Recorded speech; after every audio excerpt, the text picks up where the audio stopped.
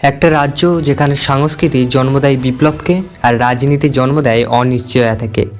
যে রাজ্যে রবি ঠাকুর স্বাধীনতার গান লিখেছিলেন, আজ সেই রাজ্যের যুবক লিখছেন চাকরির আবেদন, বারবার ফলহীনভাবে। 1000 টাকা জোগাড় করে একটা কেটলি কিনুন আর কয়েকটা মাটির ভাঁড় নিন, সাথে কিছু বিস্কুট নিন, আস্তে আস্তে বাড়বে। প্রশ্ন একটাই, পশ্চিমবঙ্গ ধীরে ধীরে এক অর্থনৈতিক সংকটে ঢুকে পড়ছে, আর সেই সংকটের সুযোগ নিচ্ছে কে? বিজেপি না তৃণমূল? 2011 সালে পশ্চিমবঙ্গের ঋণ ছিল 1.9 লক্ষ কোটি, আজ তা ছুঁয়েছে 6 লক্ষ কোটি টাকা। যেখানে রাজস্ব বৃদ্ধি মাত্র 6%, ব্যয় বেড়েছে 12%, অর্থাৎ প্রতি মিনিটে পশ্চিমবঙ্গ ধার নিচ্ছে 8 লক্ষ টাকা। তবু সরকার বলছে উন্নয়ন হচ্ছে, কিন্তু প্রশ্ন হলো এই উন্নয়ন আসলে কাদের জন্য? এটা কি জনগণের জন্য নাকি রাজনৈতিক প্রচারের জন্য? এটাই এই এপিসোডের কেন্দ্রবিন্দু। আজ আমরা খুঁজব সত্যি কি বিজেপি পশ্চিমবঙ্গ দখল করতে পারবে, আর যদি না পারে তাহলে এই রাজ্যের ভবিষ্যৎ কেমন হতে চলেছে।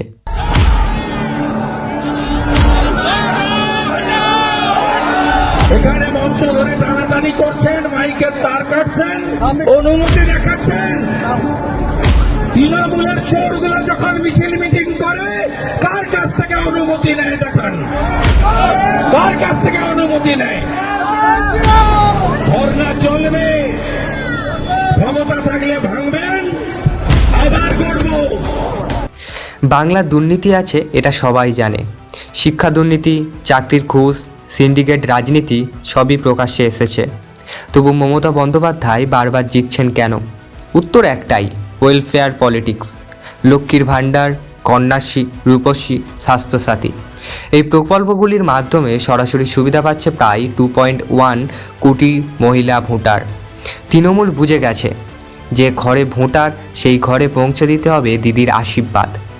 আপনি কি জানেন বাংলার মহিলা ভোটারের সংখ্যা পুরুষদের চেয়েও বেশি, আর 40% মহিলা সরাসরি সরকারি স্কিমে যুক্ত। এই সংখ্যাই তৃণমূলের সবথেকে শক্তিশালী অস্ত্র, কিন্তু এর পেছনে আছে এক ভয়ানক বাস্তবতা। এই সব প্রকল্প চালাতে রাজ্যের বার্ষিক অতিরিক্ত খরচ হয় 50,000 কোটি টাকারও বেশি, আর রাজস্ব ক্রমশ কমছে, অর্থাৎ জনপ্রিয়তার জন্য অর্থনীতিকে আত্মবলিদান। রাজ্যের জিডিপি বৃদ্ধির হার এখন জাতীয় গড়ের নিচে। 2011 থেকে এখন পর্যন্ত বেকারত্ব বেড়েছে 2.5 গুণ। উদ্যোগপতিরা বলছে বিনিয়োগের পরিবেশ নেই। আগেই আমি দেখিয়েছিলাম আপনারা কি করে ইনকাম করতে পারবেন। চপ শিল্প, কেটলি নেবেন, চা করবেন। যাই হোক, এই ওয়েলফেয়ার মডেল কি টিকবে, নাকি একদিন এই মডেলেই বাংলার রাজনীতিকে ধ্বংস করবে? যে উত্তর লুকিয়ে আছে উত্তরবঙ্গে, যেখানে বিজেপি এখন একটা নতুন কৌশলে নেমেছে। 2019 সালে লোকসভা ভোটে বিজেপি 18টি আসন জিতেছিল, যা এক প্রকার রাজনৈতিক ভূমিকম্প ছিল বাংলায়। কিন্তু 2024 শেষে সেই ভূমিকম্প তীব্রতা কমে গেছে। পরিবর্তন এর হাওয়া মেঘ যেন ধীরে ধীরে কিস্তিমাত করে ফেলছে। উত্তরবঙ্গের 34টি বিধানসভা আসনে একসময় বিজেপির প্রভাব ছিল 70% পর্যন্ত, এখন তা নেমে এসেছে প্রায় 50%। কারণ 3টি বড় ভুল: অভ্যন্তরীণ কোন্দল, দিল্লির নেতৃত্ব বামন, স্থানীয় নেতৃত্ব, সিএএ বিল্ড প্রতিশ্রুতি ছিল, বাস্তবায়ন হয়নি, উন্নয়নের শূন্যতা, ডাবল ইঞ্জিন গভর্নমেন্ট থাকা সত্ত্বেও দৃশ্যমান পরিবর্তন নেই। আচ্ছা বলুন তো, যদি বিজেপি সত্যি ডাবল ইঞ্জিন হয়, তবে উত্তরবঙ্গের চা বাগানের শ্রমিকদের মজুরি এখনও 232 টাকা কেন? এই প্রশ্ন এখন বিজেপির বিরুদ্ধে মাটির নিচে জমে থাকা ক্ষোভ। তবু খেলা শেষ হয়নি, কারণ বিজেপির হাতে আছে এক বড় অস্ত্র, কেন্দ্রের অর্থশক্তি। যদি কেন্দ্র চায় তাহলে রাজ্যের অর্থনৈতিক শিরা চেপে দিতে পারে। রাজ্যের অনুদান বিলম্বিত করা, প্রকল্পের ফান্ড হোল্ড করা, এইসব কৌশলে ভোটের আগে তৃণমূলকে চাপে ফেলতে পারে। কিন্তু এই দুই দানবীয় শক্তির মাঝখানে লুকিয়ে আছে এক অজানা vote bank, the silent voter, যাদের ভোটার 2026-এর ভাগ্য ঠিক করতে পারে। একজন যুবক যার নাম অনির্বাণ, বিএ পাস করার 5 বছর পরেও চাকরি পাননি, প্রতিদিন সকালে সংবাদপত্রে চাকরির বিজ্ঞাপন খোঁজে, রাতে ট্রেনে ওঠে দিল্লি, ব্যাঙ্গালোর, গুজরাটে যায়, পেছনে ফেলে আসা বাবা মা, গ্রাম, স্বপ্ন। এই গল্পটা অনির্বাণের নয়, এই গল্পটা আজ বাংলার প্রায় 36% যুবকের।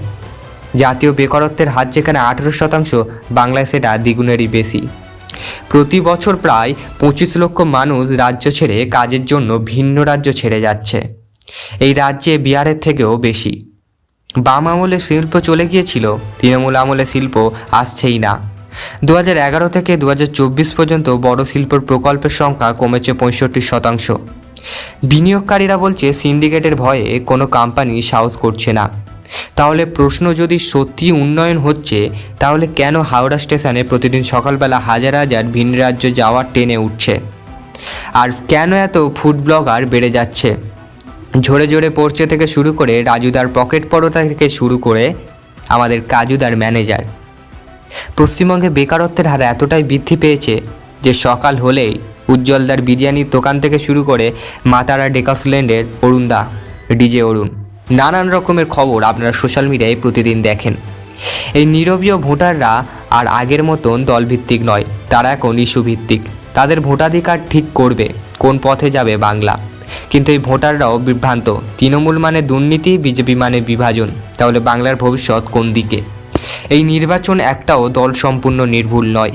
একদিকে তৃণমূল অভিজ্ঞ কিন্তু ক্লান্ত, অন্যদিকে বিজেপি শক্তিশালী কিন্তু বিভক্ত। যদি তৃণমূল আবার জেতে, রাজ্যের ঋণ পৌঁছাবে 8 লক্ষ কোটি ছাড়াবে। ওয়েলফেয়ার মডেল টিকিয়ে রাখতে ঋণের ওপরে নির্ভরতা বাড়বে। প্রশাসনের দুর্নীতি আরও গভীর হবে। মমতা পরবর্তী নেতৃত্ব সংকট শুরু হবে। কেন্দ্র রাজ্য সংঘাত চরমে উঠবে। যদি বিজেপি জেতে, রাজনৈতিক সহিংসা বাড়বে। প্রশাসনিক রদবদল হবে হঠাৎ বিশৃঙ্খলাভাবে। কেন্দ্রের ফান্ড আসবে কিন্তু দিল্লি সেন্টার ইনভলিউশন বাড়বে, অর্থাৎ সংস্কৃতির প্রভাব নিয়ে বিতর্ক শুরু হবে। তাহলে কি বাংলার রাজনীতি এখন মৃত বিন্দুতে আটকে গেছে? ডেভেলপমেন্ট ভার্সেস আইডেন্টিটি, এবং এর বাইরে কোনো তৃতীয় পথ নেই? সম্ভবত আছে, কিন্তু সেই পথ খুলবে তখনই যদি রাজনীতি দল নয় মানুষের জন্য হবে।